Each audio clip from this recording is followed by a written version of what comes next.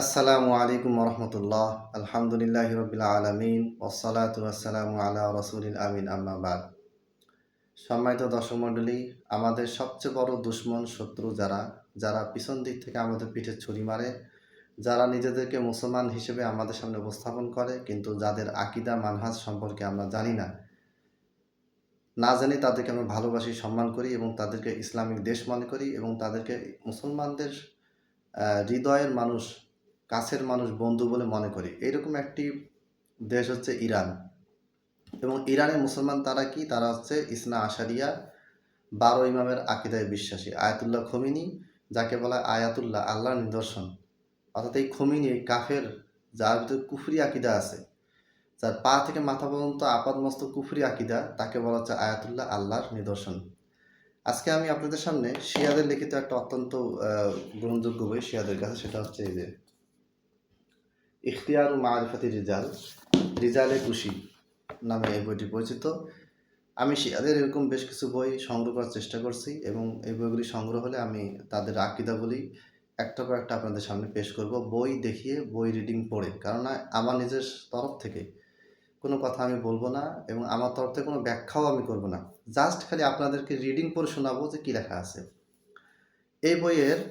এই বইটার একাধিক নুসখা আমার কাছে, 2টা আলাদা নুসখা আছে, 2টা আলাদা প্রকাশনীর মুদ্রিত নুসখা আছে। তো এটা হচ্ছে যে নুসখাটা আমার কাছে আছে, এই বইটা তালিক মানে টিকা বসিয়েছেন মোহাম্মদ বাকের আল হুসাইনি, আর এটা তাহকিক করছেন, মানে এটার সব কিছু বিচার বিশ্লেষণ করা, ভুলগুলি ঠিক করা, এই কাজটা করেছেন সাইয়্যিদ মাহদি আর রজাই। আর এই বইটি প্রকাশিত হয়েছে মুআসসাসা আহলে বাইত আলাইহিমুসসালাম, আহলে বাইতের নামে তারা একটা প্রকাশনী খুলেছে, সেখান থেকে বইটি ছাপা হয়েছে। আচ্ছা, এই বইতে যে কথাগুলি বলা আছে, এই কথাগুলি যদি আমরা বিশ্বাস করি, আমাদের ঈমান থাকবে না।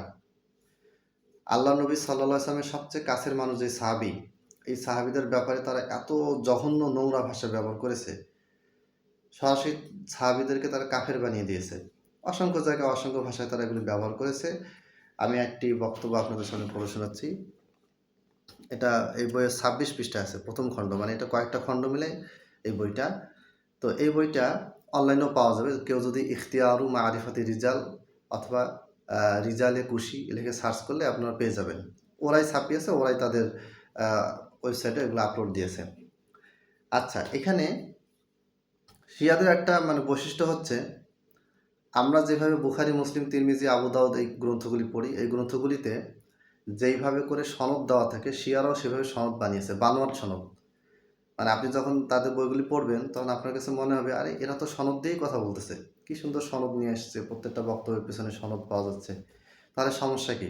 কিন্তু আসলে এগুলো ভুয়া, বানোয়াট, জাল বর্ণনা, জাল রাবি, জাল বর্ণাকারী দিয়ে এই সনদগুলি বানানো হয়েছে। সেগুলি নিয়ে আমি ইনশাল্লাহ আপনাদের সামনে আসব।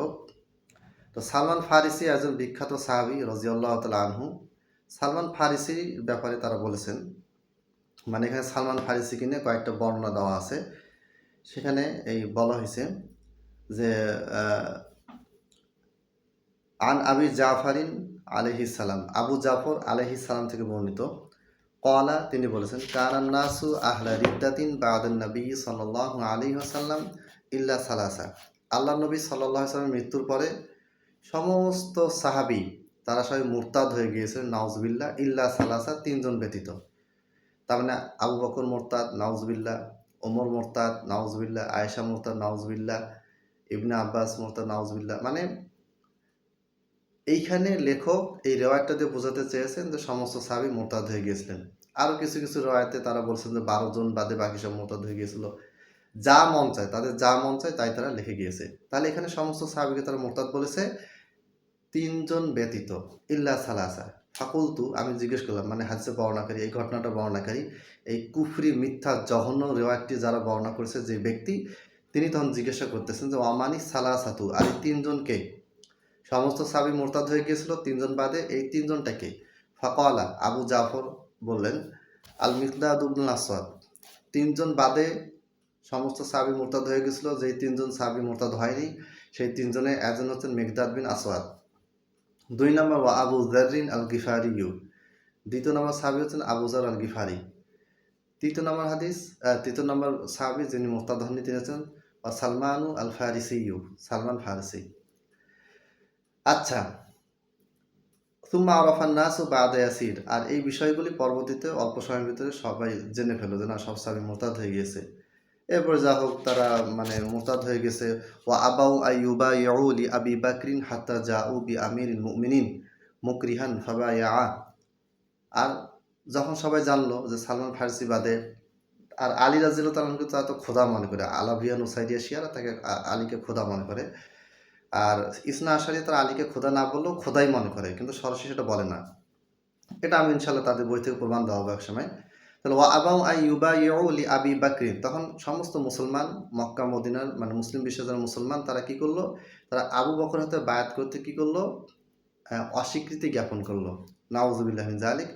এরপরে যখন এই বিভিন্ন ঘটনা আরও এখানে বলছে, তাহলে এখানে দুইটা জিনিস এখানে লেখা হয়েছে। একটা হচ্ছে সমস্ত সাহাবী মুরতাদ হয়ে গেছে নাউযুবিল্লাহ, 3 জন সাহাবী বাদে। 2 নাম্বার মুসলিম বিশ্ব তারা জানতে পেরেছে যে আবু বকর মুরতাদ হয়ে গেছে, তারপর তারা বাধ্য হয়ে আবু বকরের হাতে কি করেন, বায়াত করেন। প্রথমে বায়াত করতে অস্বীকার করেছিল, পরবর্তীতে তারা বায়াত করেন। নাউযুবিল্লাহি মিন যালিক। এখন কোন মুসলমান যদি এই আকীদা বিশ্বাস রাখে যে সমস্ত সাহাবী না, কোনো একজন সাহাবী মুরতাদ হয়ে গিয়েছেন, সাহাবী কখনো মুরতাদ হয় না, মুরতাদ কখনো সাহাবী হয় না, এটা মাথায় রাখবেন। সাহাবী হচ্ছে মান লাকিয়ান নাবিয়্যা সাল্লাল্লাহু আলাইহি সাল্লাম ওয়া মাতা মান লাকিয়ান নাবিয়্যা সাল্লাল্লাহু আলাইহি সাল্লাম মুমিনান বিহি ওয়া মাতা আলাল ইসলাম মুমিনান বিহি। মান লাকিয়ান নাবিয়্যা সাল্লাল্লাহু আলাইহি সাল্লাম, যে নবী সাল্লাল্লাহু আলাইহি সাল্লামের কাছে সাক্ষাৎ করেছে, ওয়া আসলামা এবং ইসলাম গ্রহণ করেছে, ওয়া মাতা মুমিনান বিহি এবং মুমিন অবস্থায় মারা গেছে। কয়েকটি সংজ্ঞা দেওয়া আছে, হাফিজ ইবনে হাজার আসকালানী রাহিমাহুল্লাহ খুব সুন্দরভাবে তুলে ধরেছেন। পুরো 11টা আমার মনে পড়ছে না, তবে এটা হচ্ছে সারমর্ম। নবী সাল্লাল্লাহু আলাইহি ওয়াসাল্লামের সাথে দেখা করেছেন, তার হাতে বায়াত করেছেন, মুসলমান হয়েছেন, বায়াত করেছেন এবং মুসলমান হয়েই মারা গিয়েছেন, এরা হচ্ছে সাহাবী। অতএব কোনো সাহাবী যদি পরবর্তীতে মুরতাদ হয়ে যায় তাহলে সে আর সাহাবী থাকে না, সে তখন মুরতাদ হিসেবেই কাফির হিসেবে গণ্য হবে। কিন্তু এখানে বলা হচ্ছে যে ওই সমস্ত সাহাবী যাদেরকে জান্নাতের সুসংবাদ দেওয়া হয়েছে আশারা মুবাশশারা, তাদের 1 নম্বর হচ্ছে আবু বকর। সেই আবু বকরকে তারা মুরতাদ বলেছে, ওমরকে মুরতাদ বলেছে, অন্যান্য রিওয়ায়াত আসবে। এবং আমি এই বই থেকে আরেকটা ভিডিও এর আগে করেছিলাম আবু বকর সিদ্দিক রাদিয়াল্লাহু তাআলা আনহুর ব্যাপারে। তো এই যে একটা অবস্থা, এই আকীদা কারা রাখে? শিয়ারা রাখে, ইরানি শিয়ারা রাখে। ইসনা আশারিয়া যারা এখন ক্ষমতায় আছে তাদের এই আকীদা। শিয়াদের ভিতর ভাগ আছে, শিয়া জাইদিয়া, শিয়া আফজালিয়া, কিছু কিছু শিয়া দল আছে যারা আসলে এত বড় কুফরি আকীদা রাখে না, সেগুলো নিয়েও আমরা ইনশাআল্লাহ আলোচনা করব।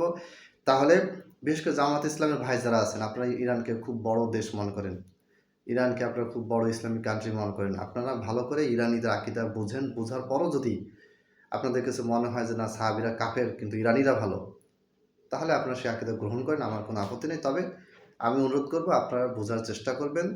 এবং সাহাবীদেরকে যারা কাফের বলে, আমি আহমদুল্লাহ শহীদপুরী তাদেরকে আমি নিশ্চিতভাবে কাফের, মোরতাদ, বেঈমান, ইবলিস, শয়তান, সবচেয়ে জঘন্য নিকৃষ্ট লোক আমি তাদেরকে মনে করি। আল্লাহ তাআলা আমাদেরকে বোঝার তৌফিক দান করুন। আসসালামু আলাইকুম ওয়া রাহমাতুল্লাহ।